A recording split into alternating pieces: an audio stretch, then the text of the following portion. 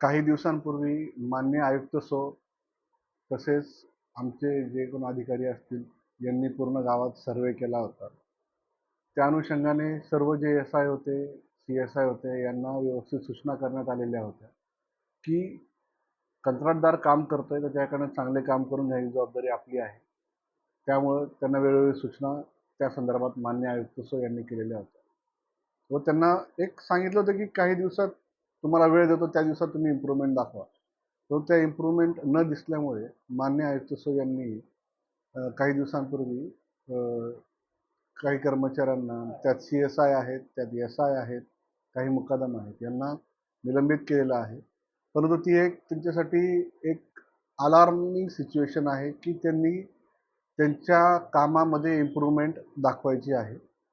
त्या संदर्भात 1 महिन्याच्या पर्यंत त्यांना वेळ दिलेला आहे, की त्यांनी त्यांच्या कामामध्ये इम्प्रूव्हमेंट दाखवायची आहे. जर इम्प्रूव्हमेंट झाली तर त्यांचं निलंबनही मागे घेण्यात येईल.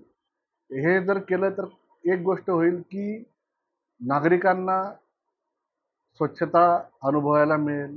प्लस कंत्राटदाराकडनं आपल्या जे नगरपालिकेचे, महापालिकेचे कर्मचारी आहेत त्यांच्याकडनं व्यवस्थित काम करून घेतले, तर ह्यात सी-एस-आय आणि एस-आय लोकांवरचा भार कमी होणार आहे, तक्रारी कमी होणार आहे. लोकांनाही एक चांगलं परिसर अनुभवायला मिळणार आहे.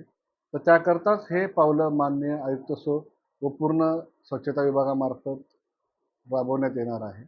तर 1 महिन्याच्या आत त्यांनी जर व्यवस्थित काम केलं तर त्यांच्यावरचा जी निलंबनाचं किंवा कुठली कारवाई आहे ती मागं घेण्यात येऊ शकते. फक्त त्यांनी काम करणं गरजेचं आहे.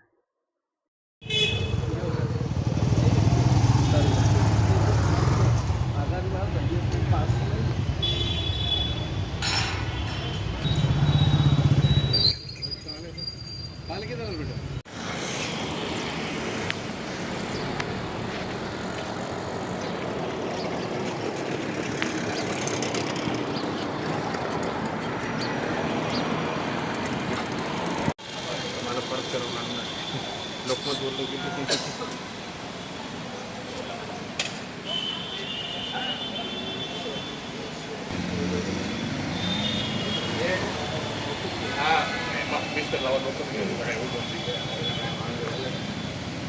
अरे तो तुझा मित्र नोकरीला लागला गाडी बरोबर इलेक्ट्रिशियन